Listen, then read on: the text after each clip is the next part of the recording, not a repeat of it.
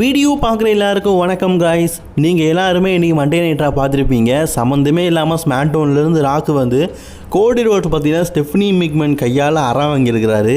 அதை பற்றி பார்க்கலாம். ஸோ ஃபஸ்ட் டைம் சேனலுக்கு வந்துருக்கோங்க, சப்ஸ்கிரைப் பண்ணிக்கோங்க. பெல் ஐக்கானை கிளிக் பண்ண மூலிமா தினமும் ப்ரோ ரெஸ்லிங் செய்களை தமிழ் மொழியில் தெரிஞ்சுக்கோங்க. இன்றைக்கி மேடிசன் ஸ்கொயர் கார்டனில் நடந்ததுனால கோடி ரோட்ஸ் வந்திருக்கிறாரு. Welcome to Madison Square Garden. இது எங்கள் அப்பா காலத்திலேருந்தே இருக்கிற ஒரு அரினா, உலக புகழ்பெற்ற அரினா. அதை பார்க்கறதுக்காக வந்திருக்கேன்னு சொல்லும்போது ஸ்டெஃப்னி மிக்மேன் அந்த இடத்துக்கு வந்துட்டாங்க. ஸ்டெஃப்னி மிக்மேன் வந்த உடனே, ஸ்டெஃப்னி நீங்கள் எதுக்காக வந்திருக்கீங்க அப்படின்னு கோடி ரோட்ஸ் கேட்குறாரு.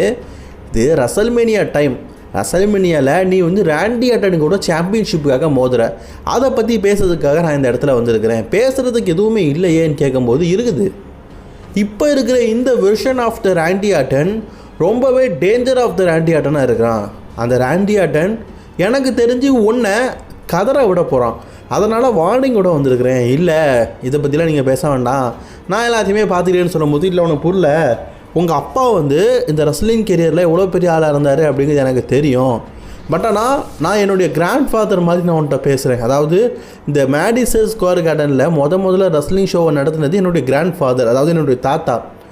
அவருடைய பாணியில் நான் ஒரு விஷயத்த உன்ட்ட சொல்கிறேன். ராண்டி ஆர்டன் ரொம்பவே டேஞ்சரான ஆள், ஸோ நீ கண்டிப்பாக தோக்க போகிற அப்படின்னு கேட்குறாரு. அதுக்கு கோடி ரோட் சொல்கிறாரு, இல்லை நான் பார்த்துக்கிறேன், நீங்கள் இந்த இடத்த விட்டு போகலான்னு சொல்லும்போதும் மறுபடியும் சொல்கிறாங்க, இந்த பாரு, நீ உங்கள் அப்பா மாதிரி நடந்துக்கலான்னு நினைக்கிறேன், ஆனால் உங்கள் அப்பா மாதிரி நீ கிடையாது, உங்கள் அப்பா திறமைகள் உனக்கு கிடையாது அப்படிங்கிற மாதிரி சொல்ல கோடி ரோட்ஸ் கடுப்பாயிட்டார். ஆமாம், எனக்கு எங்கள் அப்பா மாதிரி திறமைகள் கிடையாது, நீ உன் கிராண்ட்ஃபாதர் மாதிரி திறமை கிடையாதவ தான். அதாவது நீ என்னுடைய தாத்தா மாதிரி நான் இருக்கிறேன், தாத்தா மாதிரி யோசிக்கிறேன்னு சொன்னல, அந்த தாத்தா மாதிரிலாம் நீ யோசிக்கலை. எனக்கு என்னமோ என்ன தோணுதுன்னா, இதுக்கு முன்னாடி ராண்டி ஆர்டன் உனக்கு முத்தம் தந்திருப்பானே, உம்மா கொடுத்துருப்பானே, அந்த உம்மானால் நீ முழுக்க ராண்டி ஆர்டனுடையவள ஆயிட்ட அப்படின்னு எனக்கு தோணுது.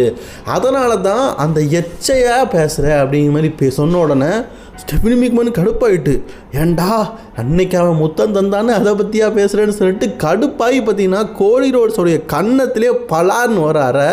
அடுத்துட்டு சொல்கிறாங்க, நீ கண்டிப்பாக ரெஸ்ல்மேனியாவை விட்டு போகும்போது இந்த அன்டிஸ்பியூட்டட் சாம்பியன்ஷிப்பை ராண்டி ஆர்டன் கிட்ட தோத்துக்கிட்டு தான் போவேன்.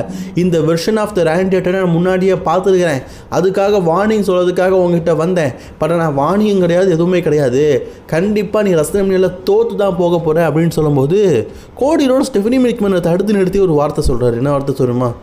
நீ சொன்ன வார்த்தையை எல்லாத்துக்கும் தேங்க்யூ அப்படின்னு ஒரு வார்த்தையை சொல்லிட்டு போயிட்டார். என்ன இருந்தாலும் ராண்டி ஆர்டன் அன்னைக்கு கொடுத்த முத்தத்தை பற்றி இன்றைக்கி கோடி ரோட்ஸ் பேசுனது தப்பு தான் போல இருக்குது. அதான் கடுப்பாகி அறிஞ்சிட்டாங்க.